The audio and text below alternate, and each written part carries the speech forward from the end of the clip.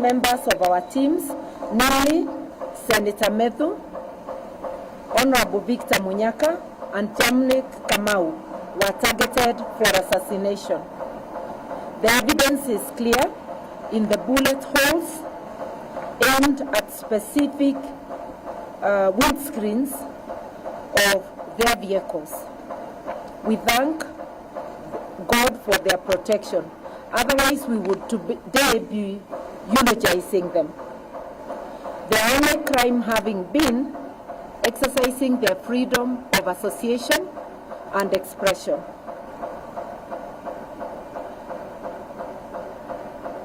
We will not tire from reminding the Ruto administration that freedom of movement, expression, and association are among the fundamental rights guaranteed in our Constitution and in the African Charter on Human and People's Rights, as well as on the International Covenant on Civil and Political Rights.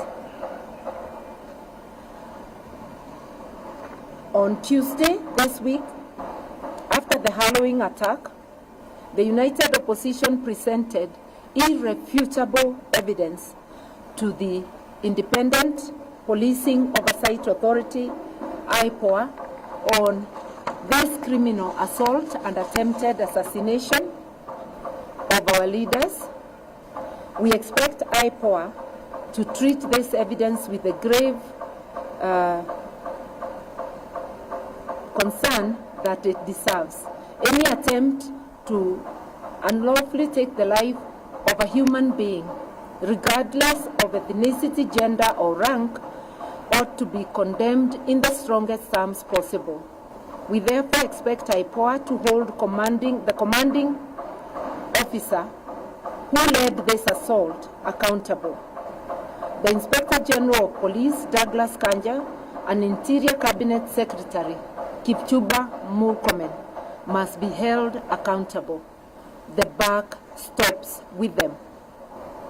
We can no longer allow the brazen criminal acts and subversion of the rule of law to continue because of orders from above. We are saying enough is enough. We have heard Ruto saying enough is enough, but we remind him as an employee, you can never tell your employer enough is enough. You can only pack your bags and go. We are his employers. We are telling him enough is enough. This has to stop. He cannot create a Haiti-like militia in Kenya to destroy the peace and tranquility that we have been having. Fellow Kenyans, our country is ailing. Some even say it is at war with itself, not because of the global recession or pandemic, but because of an epidemic called William Samoei Ruto. The instruments of power are in the hands of a person who simply doesn't care for the well-being of the citizens he purports to govern.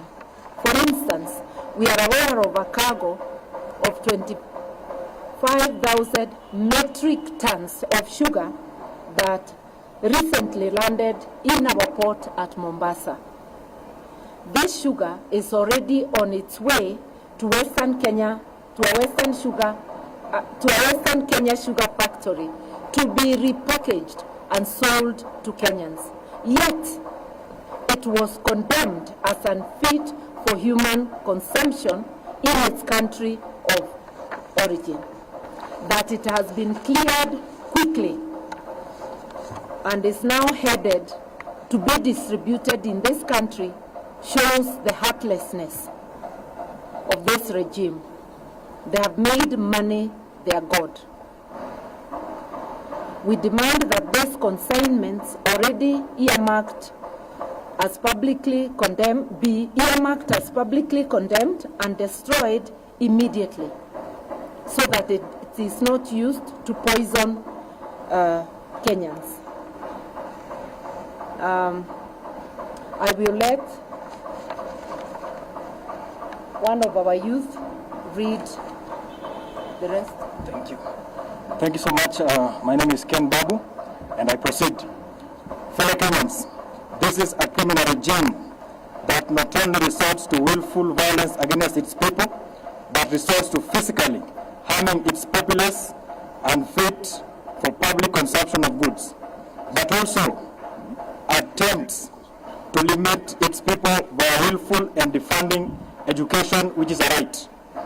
Just a week ago, the Cabinet Secretary for Finance, John Mbadi, publicly declared that Kenya can no longer sustain free primary and secondary education. The proposed cuts to capitation and demand that Kenyan parents pay more for the education is an affront to Constitution, having been entrenched in Article 43(1)(f), which guarantees the rights to education for everyone, while Article 53(1)(b) specifically ensures every child's right for free and compulsory basic education. Hence, defunding education is not only insensitive but unconstitutional. We implore us to reason to these words of Abraham Lincoln, and I quote, "Do not interfere with anything in the Constitution. That must be maintained, for it is the only safeguard of our liberties." We must tell the illegitimate regime of Mr. Ruto that Kenyans want education, health, and other basic needs, and not handouts in the name of empowerment.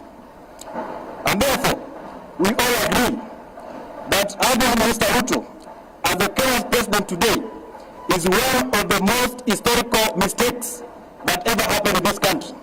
And therefore, one term is unstoppable. One term. Another one? Yeah. It will be finished by state. Honorable. Lady. No. Let's have a lady. It's gone. Ndio ya mwisho. We can have a lady. Okay.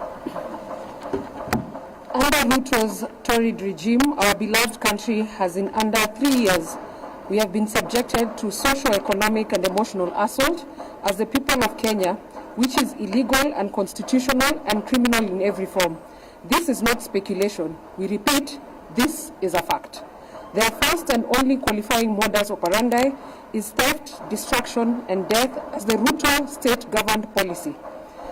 2, they are now scrutinizing future taxes, a criminal and yes, unconstitutional move to borrow externally against future taxes without parliamentary sanction or debate.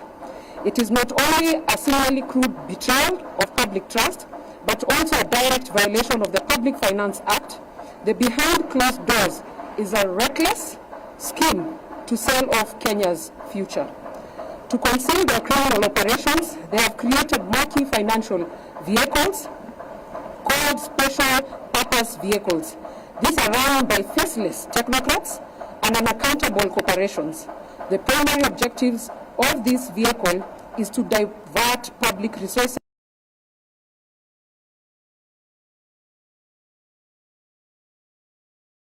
highlight robbery. It is shameless thievery, the likes of which no nation on planet Earth has ever seen or should witness. We call for the following with immediate urgency. Number 1, Parliament must reclaim its authority and halt the illegal securitization of public taxes. 2, an independent audit into all SPVs being used to handle public resources. 3, the government must restore full capitation to schools and publish a clear time-bound commitment to fund free education as enshrined in the law. 4, Kenyans must mobilize, organize, and resist through civic engagement, legal action, and national solidarity.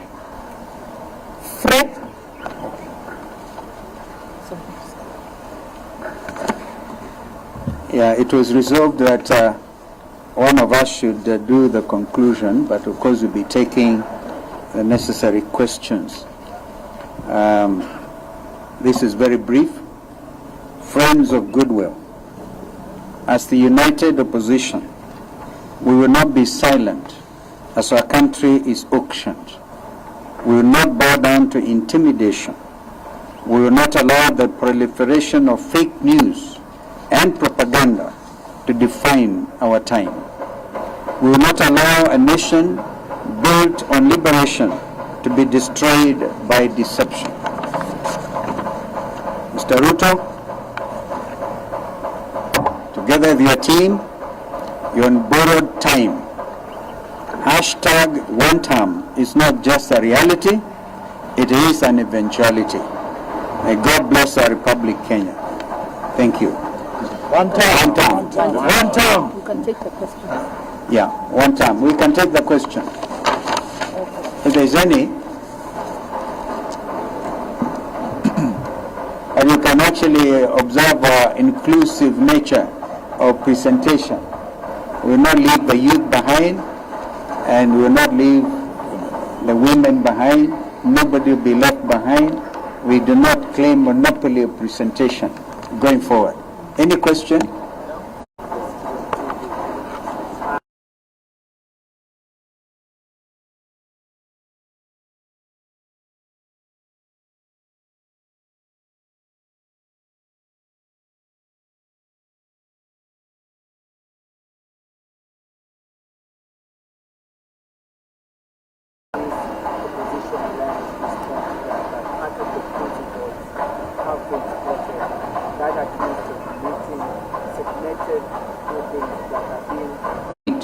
And any segment of the Kenyan community without being branded divisive.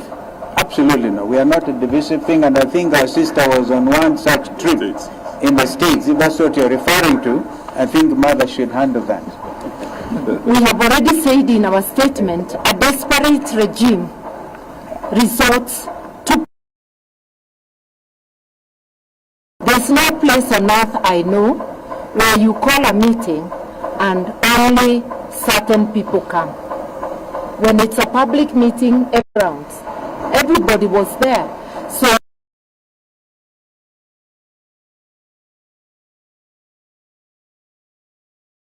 we shall react. Thank you. So if the event... Yes, sir.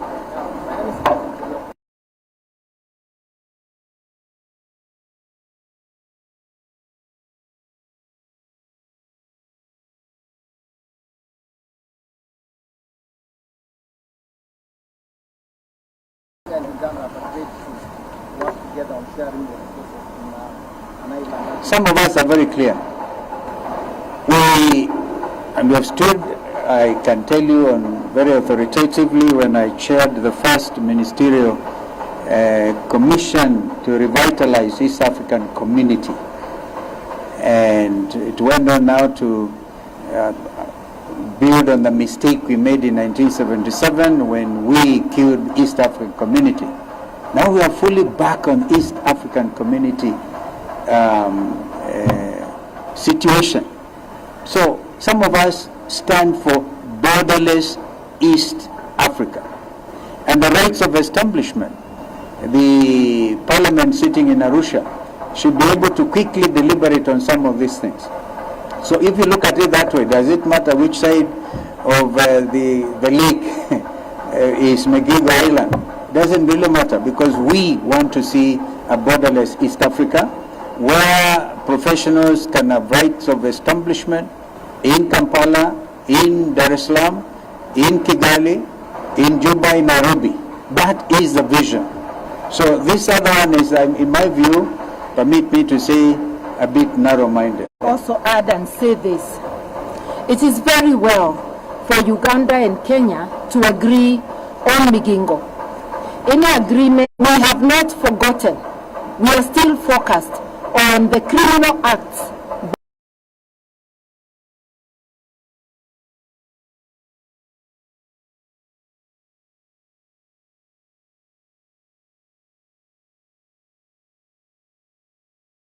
Kenya government, and a suit will be filed also extending to Ugandan government for the criminality. We have not forgotten the cross-border abduction of Mwambi it looks like the three original states of East Africa are collaborating on oppressing their citizens. We want to hear their voices telling us whether they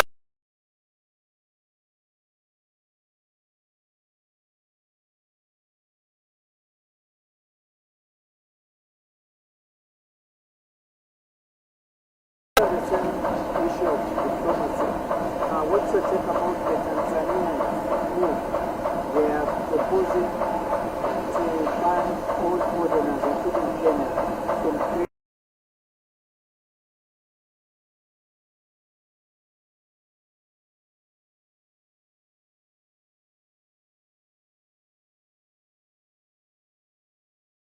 You cannot think of free movement of goods and services without talk about businessmen and women.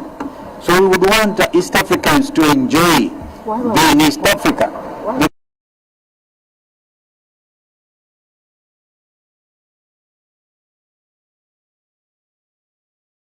Now in Uganda, in Kigali, or in Bujumbura, then you have to be restricted. No, the longer-term vision of integration incorporates a situation.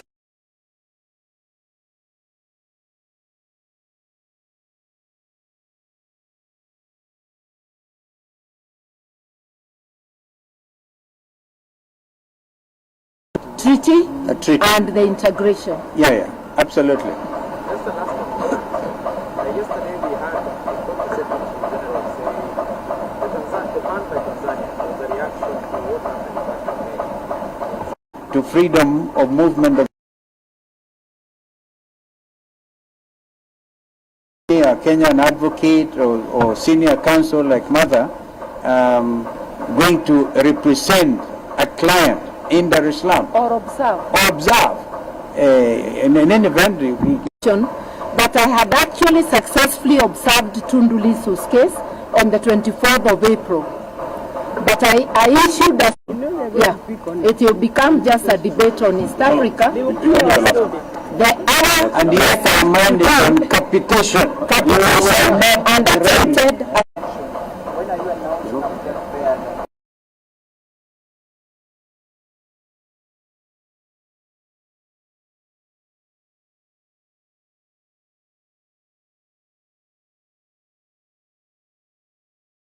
And how we unveil our joint presidential candidate or lineup is our prerogative. We will do so as and when we decide to. Sometimes next year, that will be our secret weapon. But we want to also ask IEBC, now that they're properly constituted. There are many constituencies, 6 of them. There are many wards. And we will be whipping this administration for 3 months. And the sugar is already hit.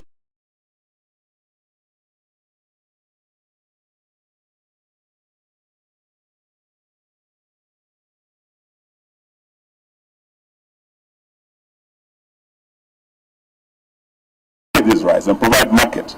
But we also know that this regime has imported tons and tons of rice as we speak. So these are some of the matters we are saying.